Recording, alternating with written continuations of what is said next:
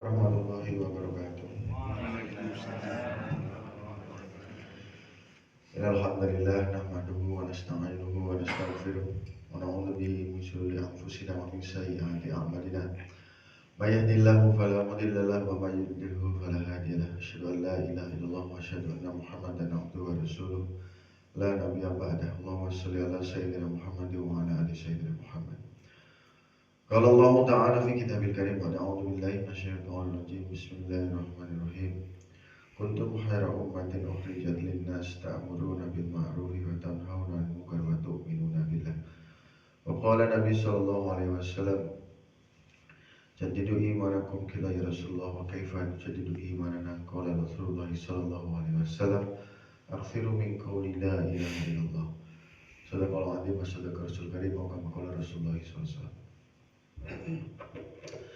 Bapak-bapak, ibu-ibu yang sama-sama mengharap ridha Allah Subhanahu wa taala, terkhusus yang mulia saya muliakan, saya banggakan Bapak Ketua Pengurus Masjid, Bapak Imam, para angku-angku, ini mama, tokoh adat, tokoh ulama, ibu-ibu Gunung Kandung yang sama-sama mengharap ridha Allah Subhanahu wa taala, tokoh-tokoh pemerintahan, Pak Jorok, Pak Wali, Pak Camat kalau ada.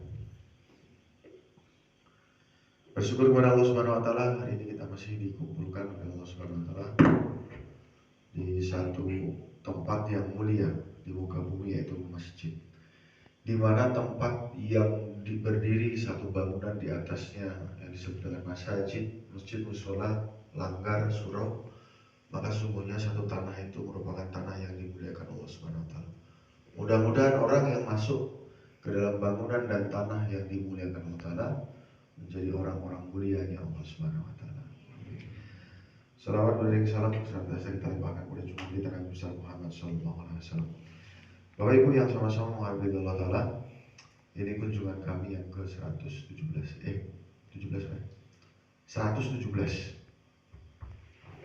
Sekete apa banyak, Pak? Banyak. Banyak apa sedikit, Bu? 117. 4 bulan di sini, putar di tanah datar 117, Pak. Subuh. Ada juga yang minta maghrib. Kalau buat saya masih sedikit, Pak, karena jumlah musola dan masjid di tanah datar itu 243, musolanya 656. Sampai hafal kan? 243. Musola langgar suronya 650, masih sedikit, Pak. Alhamdulillah Pak Kapolres keliling-keliling, Pak, dalam rangka cari sumbangan. Cari sumbangan. Boleh, Bu? Nyumbang ya? Mau cari sumbangan, Pak, saya. Boleh ya? Alhamdulillah. Saya mau renovasi kos-kosan, Pak. Saya punya kos-kosan. Saya mau renovasi supaya daya tampungnya lebih banyak. Karena banyak peminatnya gitu, karena tempatnya strategis gitu. Gratis kasih makan 2 kali, Pak. Kasih makan 2 kali gratis. Nah, ini sekarang tempat kos-kosan saya ini sudah mulai penuh gitu. Jadi mau saya renovasi. Saya renovasi supaya daya tampungnya lebih banyak. Boleh, Bu? Boleh, Pak ya? Alhamdulillah. Jadi tempatnya bagus, strategis, di tengah-tengah Polres tempatnya kos-kosan saya. Diawasi CCTV-nya 24 jam, dapat makan 2 kali, cuman nggak boleh keluar. Kos-kosan saya di tengah-tengah Polres, di tengah Polres Tanah Datar. Ini sudah mulai penuh gitu. Kalau tidur sudah mulai berhimpitan gitu, Pak. Jadi rencananya mau saya renovasi supaya daya tampungnya lebih banyak, supaya yang masuk lebih banyak. Boleh ya? Nyumbang, Bu ya? Boleh, Pak? Boleh? Benar nih. Supaya daya tampungnya lebih banyak. Supaya anak kemenakan Bapak bisa masuk sana. Hah? Katanya tadi boleh. Boleh enggak, Pak? Hah? Boleh enggak? Yang 116 kemarin semuanya enggak ngasih sumbangan sama saya, Pak. Kecewa saya. nggak ngasih sumbangan. Tiap pagi saya keliling-keliling minta sumbangan, nggak ada yang ngasih Pak. Syukur-syukur nih masjid pertama yang ngasih gitu. Boleh nggak? Oh, nggak boleh Pak. Gimana itu? Gagal kita. Jadi keberhasilan polisi itu mengosongkan penjara atau memenuhkan penjara? Nah, ternyata faktanya hari ini penjara makin penuh Pak. Hah? Iya Pak, itulah Pak makanya. Yang lulus dari penjara saya itu Pak sudah 71. Yang masih di dalam sekarang yang lagi kuliah di dalam tuh ngekos itu 13. Jadi 84. 71 predikatnya cum laude Pak. Sangat memuaskan. 71 yang sudah lulus, 13 yang masih di dalam. Ranking 1 Pak kemarin Pak yang sudah lulus itu bawa ganja 13 kilo. Ranking 1. Bawa ganja 13 kilo. Kalau daging kurban Pak 13 kilo, Masya Allah enak Pak ya. Buat merendang 1 bulan, Insya Allah nggak habis. Yang nomor 2 bawa paket sabu. Satu paket kecil seperti obat segini tuh, itu bisa dipakai 20 sampai 30 orang. 30 kali 23 sama dengan 690. Jumlah di jorong ini 400. Saya udah baca. 400 sekitar 435. Satu jorong ini. Laki-laki dan perempuannya. Kalau mungkin tambah anak-anak bisa sampai 600. Jadi satu jorong terselamatkan Pak. Yang nomor 3 Pak, anak-anak umur 17 tahun. Umur 17 tahun maling kambing 29 ekor. Ranking 3. Ranking 4, anak-anak umur 51 tahun Pak. Mencabuli anak-anak umur 15 tahun. Ranking 4. Rankingnya banyak. Predikatnya cum laude Pak yang ranking 4. Masalahnya sekarang, boleh nggak kita sama-sama mikir Bu, ini di tempat Luhak Nantuwo, ada Bukit Sumpah Sakti, Bukit Marapalang, ada yang namanya adat Basandi Sara Basandi kita Bu. Kok penjaranya penuh? Ada yang aneh nggak Pak? Ada yang nggak normal ini kayaknya. Ya Bu ya, betul? Harusnya di tempat yang seperti ini nggak ada orang jahat. Dan mereka semuanya, kalau ditanya Pak kemarin, alhamdulillah semuanya orang Islam. Yang 84 itu semuanya orang Islam. Semuanya bisa ngaji. Cuma 2 yang nggak bisa ngaji Pak. 84 kurangi 2, 82 semuanya bisa ngaji. Bisa sholat, bisa ngaji, dan semuanya orang tanah datar. Ini kayak ada yang aneh. Makanya Pak Kapolres sama teman-teman yang setiap sholat subuh kemarin jauh Pak di Tanjung apa tuh? Puncak Alai Tanjung Baru. Polres kesana lagi, Pak Polsek kesana lagi. Masjid Raya Tanjung Alam. Berangkat jam 4 Pak. Saya pengen ngajak Bapak sama Ibu itu sama-sama berpikir. Saya mau ajak kerjasama Bapak sama Ibu untuk menyelesaikan masalah ini. Masalah ini perlu diselesaikan enggak? Atau dibiarkan saja? Kalau sesuai dengan tugas pokok saya Pak, tangkap selesai. Bodoh amat. Itu urusan Bapak Ibu, anak kemenakannya ditangkap kayak, bapaknya ditangkap kayak, terserah. Itu kalau tugas saya. Tapi saya tidak tega. Masa iya mau gini terus tanah datar Pak? Makanya harus diselesaikan. Bapak mau bantu enggak? Ibu mau bantu enggak? Bener nih, cuma 1 orang. Bapak mau bantu enggak? Ibu mau bantu enggak? Nah, makanya sekarang cara bantunya saya kasih tahu. Insyaallah ya, Bapak Ibu. Yang pertama kita akan pelajari apa sebenarnya yang terjadi sekarang. Kenapa di tempat yang Islami begini, top nomor 1 masuk penjaranya. Saya belum cerita masalah penjara di depan MRC ya Pak. Di lapas, di rutan. Oh lebih ini lagi. Sama keadaannya. Yang pertama kita harus tahu penyebabnya ini apa, fenomenanya ini apa. Di tempat Islami begini kok banyak orang yang masuk penjara, kan begitu, banyak orang kriminal. Yang kedua, apa penyebabnya? Yang ketiga, siapa yang harus bertanggung jawab untuk menyelesaikan? Yang keempat, bagaimana caranya? Ya? Yang pertama, ini fenomenanya seperti apa? Yang kedua, apa penyebabnya? Yang ketiga, siapa yang harus bertanggung jawab menyelesaikan? Yang keempat, bagaimana caranya? Yang pertama begitu dia, apa fenomenanya, keadaannya seperti apa ini? Ini keadaannya seperti zaman dulu, Pak. Orang berani melakukan kejahatan dengan sengaja. Kalau ditanya yang 84 tadi, perkaranya apa? Narkoba, Pak. Memang kamu pikir boleh pakai narkoba, mengedarkan, ngasih ke anak-anak SD itu boleh? Tidak boleh, Pak. Ditanya lagi sama yang anak tadi, Pak, boleh tidak cabul? Bapak umur 51, mencabuli anak umur 15 tahun, boleh? Tidak boleh, Pak. Tidak boleh nyolong kambing, tahu, Pak. Boleh tidak nyolong motor Scoopy, motor Mio? Tidak boleh, Pak. Semua mereka tahu, tapi mereka sengaja melakukan. Ini fenomenanya sama seperti zaman jahiliyah.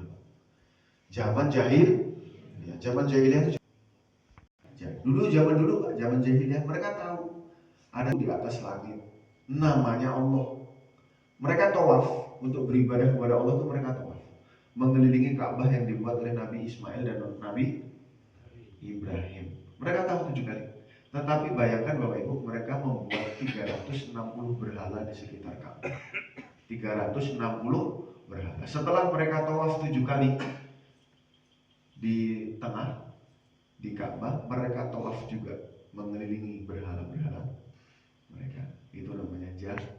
Tahu tapi sengaja. Yang kedua, hati kita tidak zaman terang benderang, Pak. Bukan hanya lampu yang terang, tetapi hati kita mudah-mudahan. Insya Allah. Amin ya rabbal alamin. Nah, sekarang yang terjadi, teman-teman kita dalam keadaan zaman jahiliyah. Seperti zaman jahiliyah, tahu tetapi sengaja. Penyebabnya apa? Penyebabnya tidak lain karena agama telah rusak dalam diri. Iman telah rusak, agama telah rusak. Jadi akhirnya seluruh kelakuannya rusak. Nabi SAW sabdakan dalam diri manusia ada segumpal. Kalau baik daging itu maka baik seluruhnya. Kalau buruk daging itu maka buruk seluruhnya. Dagingnya namanya hati, tempatnya agama, tempatnya iman. Masalahnya di situ, Pak, ketemu. Agamanya baik, maka imannya baik. Agama, iman ada di dalam hati. Kalau iman baik, terus ke bawah, ibadah pasti baik. Ibadah baik, muamalah baik. Muamalah baik, muasyarah baik. Yang terakhir akhlaknya baik. Itu kata ulama, itu jajarannya, urutannya begitu. Kalau hatinya buruk, maka ibadah agama pasti akan buruk.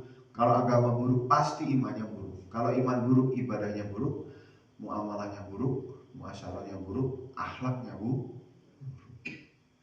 Dan terbukti, Pak, 84 yang ditangkap sebelum tertangkap, Pak, kalau ditanya tidak pernah sholat. Tidak pernah sholat. Padahal di Quran mengatakan inna sholata tanha anil fahsya'i wal munkar. Sudah kasih tahu tadi. Saya bukakan daripada setiap kali biasanya saya suruh ngitung, Pak. 400 laki-laki perempuan separuh-separuh kan gitu. Ya kan? 425 kalau nggak salah 430 di sini. 430 laki-laki perempuannya bagi 2. Jadi 200, katakanlah 215 laki-laki perempuan. Itu yang sudah tidak ngitung anak-anak, Pak. 215 di Jorong ini ada berapa masjid dan musola? Masjid 1, musola? Tidak ada musola. Di Jorong ini laki-lakinya 200, Pak. Oh, dekat dari sini. Baik sangka, berarti ada yang sholat di sebelah gitu. Ada yang sholat di Jorong lain. Berapa yang kira-kira sholat di Jorong lain, Pak? Ya kira-kira aja. Berapa, Pak, kira-kira? Nggak ada. Semuanya di sini harusnya. Nah, berarti harusnya, Pak, yang sholat di sini 215. Hitung aja lah 200 gitu, Pak. Sekarang hadir berapa, Pak? 1, 2, 3, 4, 5, 6, 7, 8, 9, 10, 11, 12, 15, 16, 17, 18, 18. Hitung lah bonus 20. Yang 200 kemana, Pak?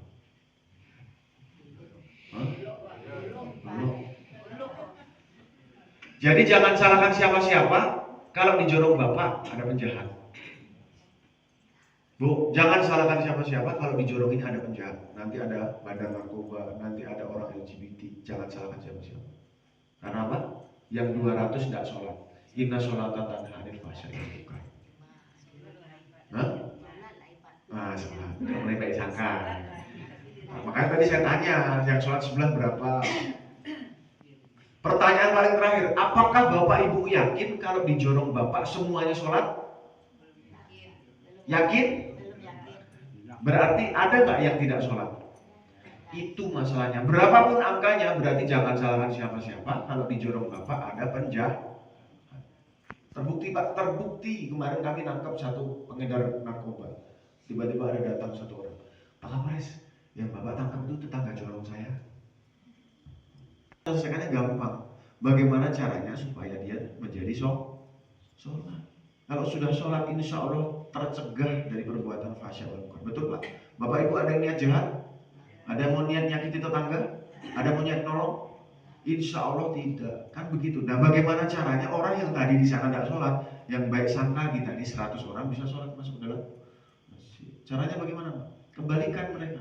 Saya punya motor Yamaha Mio Bu. Pak, rusak, dibawa kemana? Bengkelnya bengkel apa? Honda. Ya saya tahu Pak, semua motor di sini namanya Honda. Sama kayak di Jawa Pak ya. Betul Pak? Cuman kalau berbicara masalah merek, kalau motornya motor Yamaha Mio dibawa ke bengkel motor. Motornya motor Yamaha. Ketemu dengan mekanik yang dia jago ahli mesin metik. Karena Yamahanya Yamaha Mio. Betul Pak? Motornya motor Yamaha, bengkelnya bengkel motor, motornya motor Yamaha, Yamahanya ketemu dengan mekanik orang yang ahli mesin metik. Itu motor Pak. Kalau dibetulin harus tepat sasaran. Bagaimana dengan manusia? Kalau agamanya rusak, imannya rusak, ibadah, muamalah, masalah semuanya rusak. Dibawa kemana? Masjid. Bukan puncak batu Pak. Bukan danau Singkara, dijorokin gitu imannya betul. Bawa pulang ke rumah, udah langsung bisa sholat. Begitu. Tidak boleh lolos, betul? Saking pokoknya gimana caranya partainya menang, betul Pak? Yang kalau Bapak Ibu salah nyoblos, resikonya berapa tahun? 5 tahun. Bagaimana dengan resiko orang yang tidak sholat?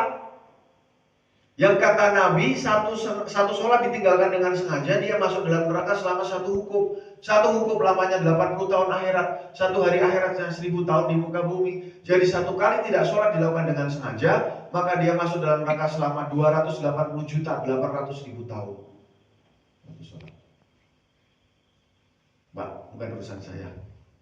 Yang penting saya sholat, istri saya sholat, anak saya sholat, selesai Pak. Bukan urusan saya itu. Begitu? Padahal ada 100 orang tidak sholat di kampung kita. Pak, bukan tanggung jawab saya, itu tanggung jawab MUI. Begitu? Yang kedua Bapak yang melihat, kalau bapak-bapak ini, saya sering sekali lihat Slayer orang tidak bisa makan sampai mati, kena bom, tertembak, dia mati. Status matinya mati, mati syahid masuk. Tetangga sebelah kita tidak sholat, matinya mati masuk. 2 orang kecelakaan jebret di Cidomatu, jatuh. Satunya dengkulnya lecet, satunya patah tulang kakinya. Yang ditolong yang mana dulu? Bu, yang ditolong yang mana dulu? Belum nyambung. 2 orang kecelakaan jebret jatuh, satunya dengkulnya lecet, satunya patah tulang. Yang ditolong yang mana dulu? Yang mana dulu Pak? Saya juga bisa dua-duanya. Yang mana dulu? Yang mana dulu? Motornya. Saya ulangi dengan pelan-pelan. 2 orang kecelakaan, jatuh dua-duanya. Satunya dengkulnya lecet, satunya patah tulang. Yang ditolong yang mana dulu? Yang lecet. Pak, bener aja Pak.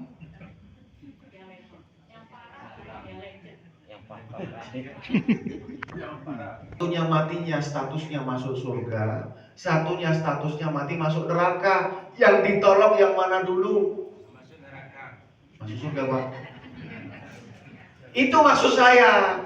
Jadi kalau Bapak Ibu teriak-teriak Palestina, tidak apa-apa, setuju saya. Cuman Bapak Ibu harus berani teriak-teriak lebih keras lagi, lebih heboh lagi. Kalau ada 1 orang saja mau masuk neraka, apalagi 100.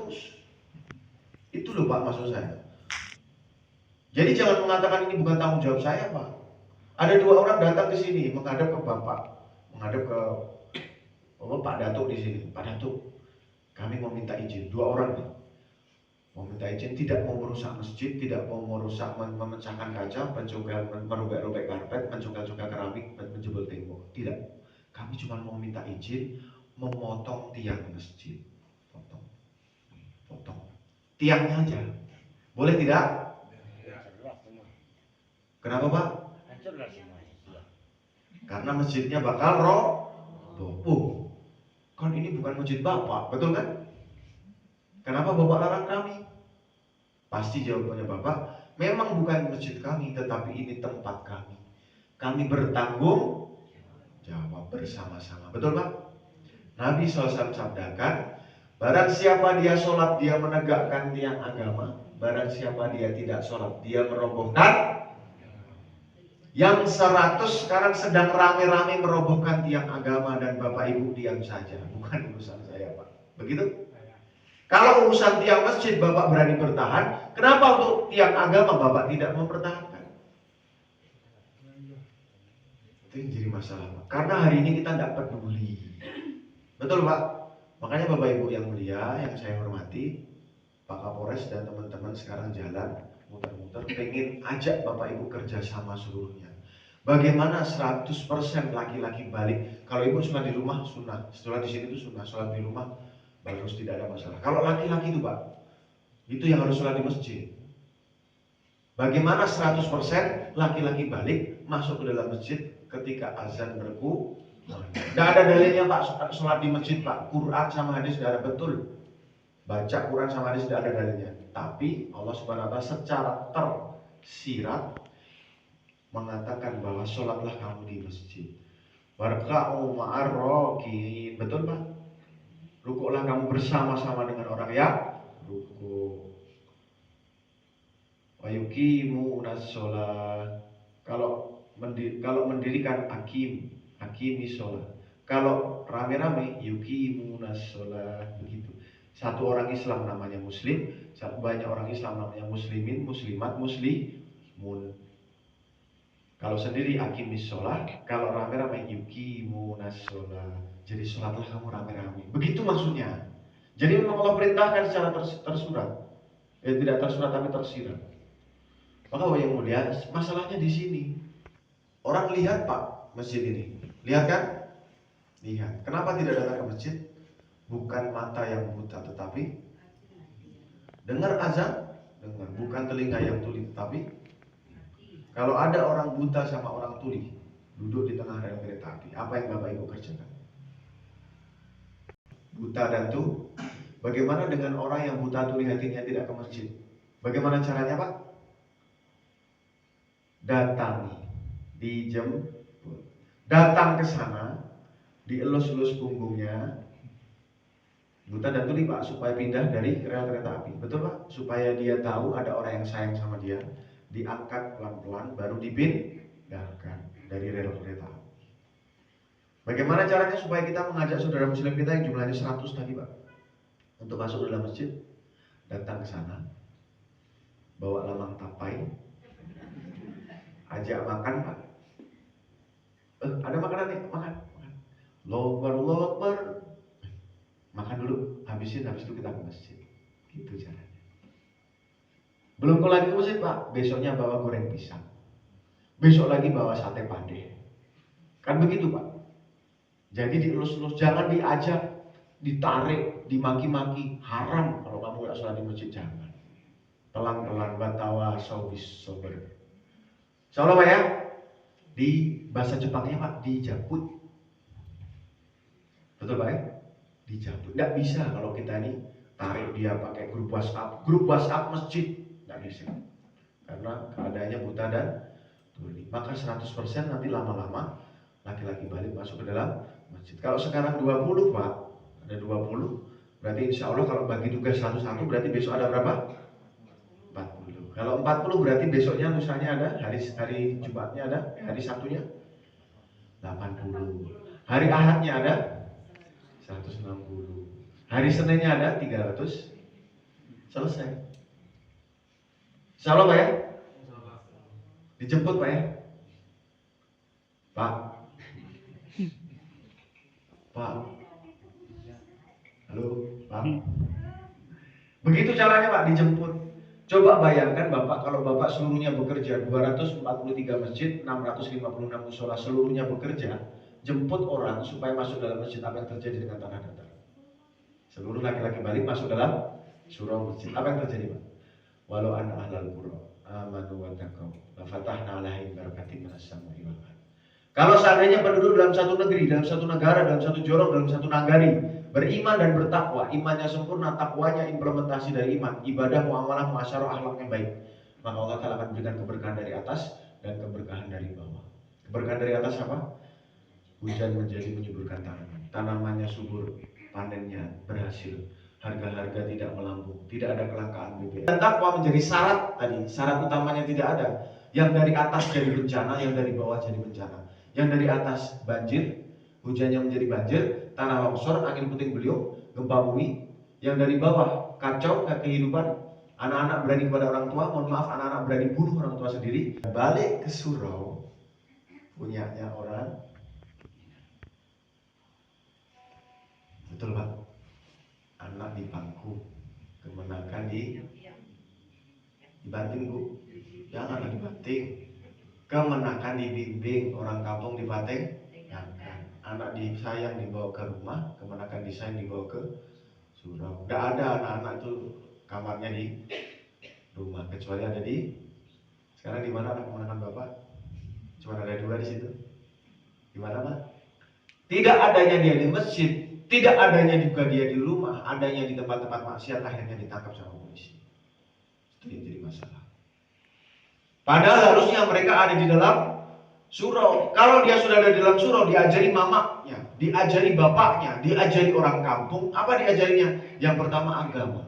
Agama itu apa? Tauhid, kalimat la ilaha illallah Muhammadur Rasulullah. Yang kedua diajari faraid, fikih-fikih tentang sholat, zakat, puasa, haji, sedekah dan lain sebagainya. Yang ketiga diajari Quran, baca Quran dan menghafal Al-Quran. Yang kedua diajari adat sama mamanya yang ustaz. Diajari adat sama ibu bapaknya, diajari adat sama orang kampung. Apa adat?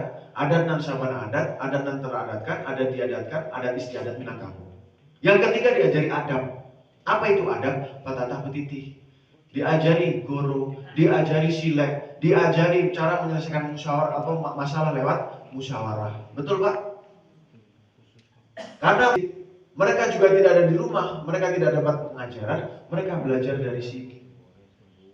Belajarlah LGBT, belajarlah narkobaria, belajarlah maksiat-maksiat yang lain. Selesai masalah. Dan akan terjadi terus selamanya seperti di tanah datar. Orang kita awal selalu lupa dengan ajaran kita, ajaran adat-adat, ajaran agama oleh datuk-datuk kita, ulama-ulama kita. Kalau kita nggak kerjakan, Bapak nggak kerjakan door to door jemput, jangan bilang sesat Pak. Wah door to door ini sesat, nggak ada gitu. Nabi Muhammad door to door Pak. Jemput satu persatu. Dari satu orang ke orang yang lain, dari satu kampung ke kampung yang lain. Kenapa Nabi Muhammad sampai ke Taif? Karena untuk door to door ngajak orang taat kepada Allah, dan itu sunnah. Kalau Bapak tidak menjalankan sunnah, tidak menjalankan apa yang dijalankan Nabi, Pak, bahaya. Terjadi kalau Bapak datang, saya teriaknya hidup Senin Padang. Kalau saya oreng, apa yang terjadi? Insya Allah pulang tidak selamat. Diinjak-injak sambil diteriaki pengkhianat.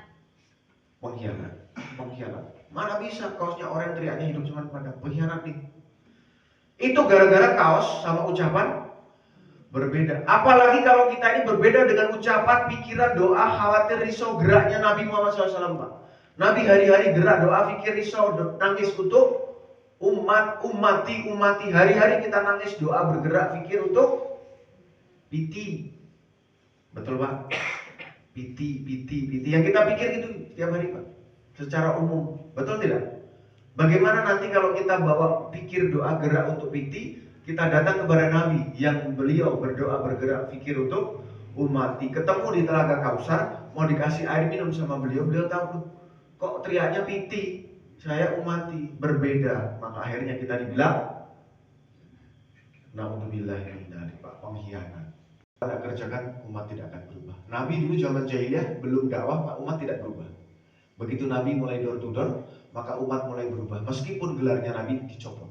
Sidik, amanah, tablik, fatonah, rontok, Pak. Jadi gila, majnun, pendusta agama, pemecah belah umat, pengkhianatlah, tada uzza. Gelarnya Nabi dicopot, diganti dengan itu. Tapi satu sisi akibatnya Sayyidina Ali masuk Islam, Sayyidina Abu Bakar masuk Islam, Sayyidina Abu Ubaidah masuk Islam. Saudara kita untuk mengajak mereka masuk ke dalam masjid. Istiqomahnya seperti iklan. Meskipun orang sudah tahu diiklankan terus, seperti iklan aku apa ya? Ada dalam pikiran kita, tercabut dari sini, tercabut dari sini karena tidak ada iklan sholat. Bapak Ibu tidak mengiklankan sholat. Makanya harus istiqomah. Sampai kapan istiqomahnya? Sampai kita semuanya mati. Watawasau, istiqomah sampai kita mati. Yang ketiga, jangan berpikir hasil. Orang banting pintu, orang lempar batu, orang meletakkan kotoran di atas punggung seperti Nabi, Pak. Jangan berpikir hasil, Pak. Keras nih orangnya, Pak. Terus datangi, Pak. Karena Allah Ta'ala menegur Nabi SAW, innaka la tahdi man ahbabta walakin Allah yahdi man yasha. Muhammad, kamu datang berkali-kali kepada Abu Thalib, tetap tidak bisa kamu ngasih hidayah. Yang ngasih hidayah Allah. Sekalian, kita peduli sama kampung kita. Yang 100, Pak, di Japut. Insyaallah, Pak, ya. Mudah-mudahan tanah datar seluruhnya nanti menjadi tanah datar yang taat pada Allah Ta'ala, baldatun thayyibatun. Itu saja dari saya. Kurang lebihnya mohon maaf. Kita tutup dengan doa kafaratul majelis. Subhanallah wa bihamdi, subhanallah wa bihamdika, asyhadu an la ilaha illa anta, astaghfiruka wa atubu ilaik. Assalamualaikum warahmatullahi wabarakatuh.